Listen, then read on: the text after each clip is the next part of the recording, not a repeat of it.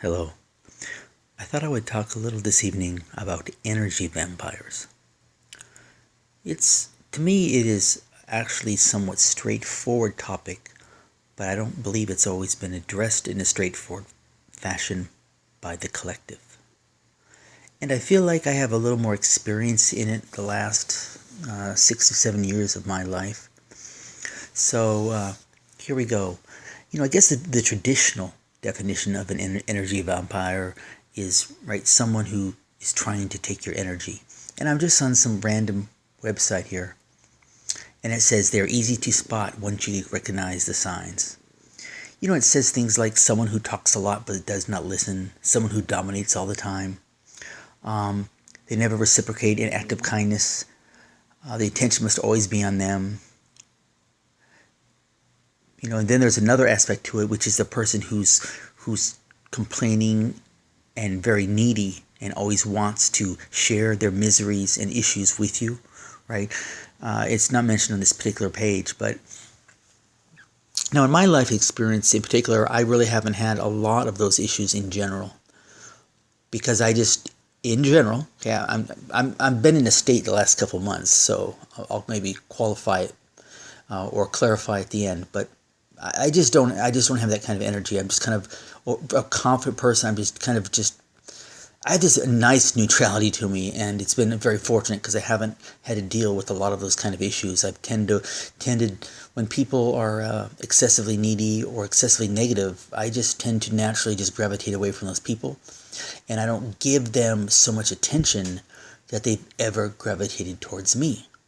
That's why when I get in a work environment, I know I'm talking about me, but I'm just sharing my perspective on it. That's why, like, through my history, when I get into a work environment and such, I tend to get along with people really well because I'm like really just kind of neutral, and I treat everyone the same. Get along with all kinds of people. The assholes, the nice people. I just kind of get along with everyone because I don't really get overly committed to people like in a work environment. But so historically, that's been the way it's been in my life. Now, I remember when I was on medication and coming out of a relationship, and I was on Adderall, which was essentially like crystal meth. And that was a time in my life where, due to massive psychological frailties or depression and hyperfocus that the medication caused, I was horrible during the ending of that relationship. I mean, and it was 100%, it was 98% medication related. Because I would go into like a depression every day as the medication left my system, and I would literally feel all alone in the world. It was this really weird feeling. And then I would think about this person who was separating from me, and I would just go crazy insane. It was really ugly. I've had, many breakups, many, relationship endings in my life. And that's really the only one that was just horrible. And I was on this hyper-focused medication. Very bad. But I also think of energy vampire situations with respect to animals, interestingly. My mother, who's just the sweetest lady in the world, just an incredible giver, really. She just gives to everyone and everything, including her pets. And so she obviously has her own issues, and you can certainly see it when a pet comes into her life. The pet rapidly takes over the household. It's really an amazing thing. And she will just cater to the pet. All her pets, right, get fat very quickly because every time they look at her, she feeds them something. I mean, they actually start controlling all of her behavior. She normally only sleeps. She's awakened every 2 to 3 hours every night, right now, because of the dog that sleeps in the bed right next to her and demands to get up and do stuff. Like, the dog wakes up every 2 hours, and then she gets up in the morning after 5 hours of sleep, kind of tired and grumpy. This is not where I live. This is across the nation. But anyway, she wakes up tired and grumpy every morning because the dog has kept her up. I mean, and it's amazing. Basically, animals are reflectors, are also reflectors of ourselves, and will show us aspects of ourselves. By the way, I don't want to go too deep in that, but she ends up becoming vamped basically by all of her animals. In a recent position I was working in, there were two other. It was only really three subordinates were in the office. When the boss was out, there were me and two other ladies, and there were all these cats that were roaming the work environment because it was kind of like a home office situation. And the cats would pester the other two gals so much, and they would give them treats and all kinds of things, and the cats would walk on their keyboards and but not me, because early on I wouldn't give to them like that. I didn't have bad energy. One of them would often sit near my lamp, but they wouldn't go to me asking for things because I wouldn't give in. They couldn't rely on me just to serve their every need. So I was not vamped by the animals. But getting back to energy vampires in relationships and various dynamics, the concept itself has a bias. Have you noticed that?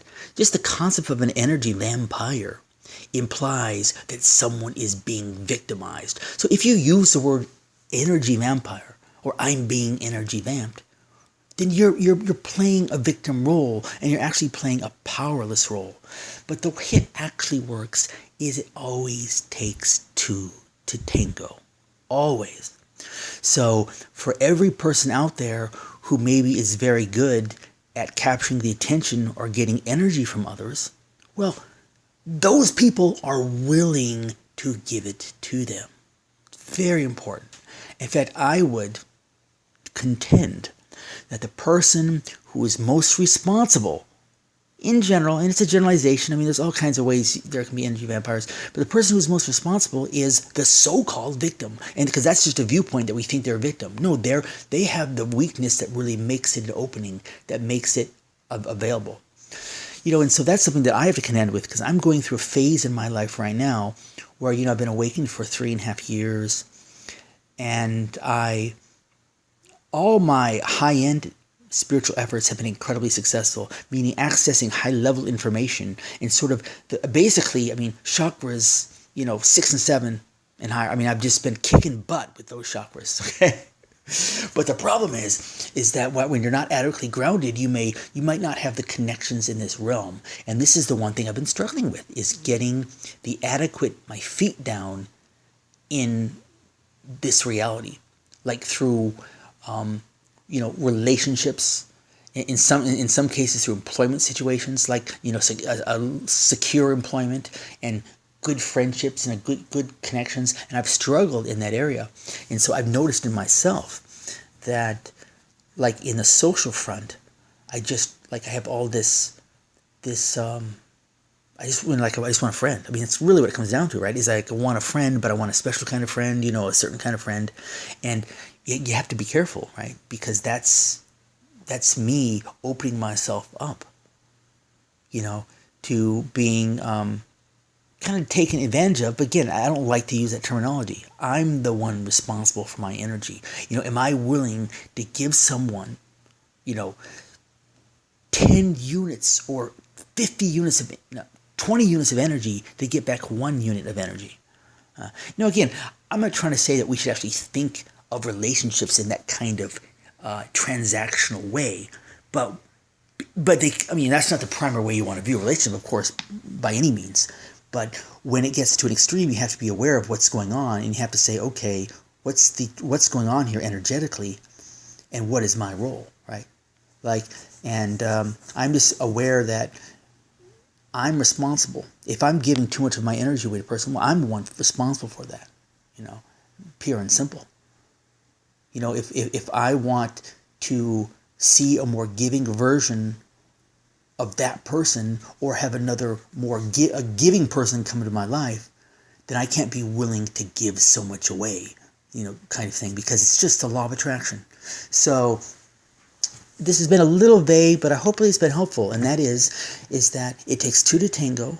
The whole concept of an energy vampire puts all the blame, so to speak, on the person who's receiving the energy. But wait a second, it takes the other person who's willing to give it away. And they're the person who obviously has the greater frailty, who has the weakness. In a way, yes, they both need work, you might say, because maybe some person has a desire to take a little bit, but the reality is the person who needs more work is the person who's willing to give all their energy away just to get a little bit, and hence be a victim of a so-called energy vampire. But so, I guess in sum, I don't really believe in energy vampires, right? I believe in the dynamic that I just described, right? That it's the give and take of the law of attraction. People who are desirable, and who can attract a lot of energy, why would one blame them? Why would you ever blame them, right? I mean, really, it's just, don't be judgmental towards anyone. Try to just help people be strong on their own feet so that they're not excessively needy, and ideally they're not excessively takey either, or not excessively givey or not excessively takey. But anyhow, just a little bit of rambling, but I do think it's a relevant context. Both parties are responsible, and really the weaker one is the one that has a little more work to do. So, much love to you, and have a great day. Bye-bye.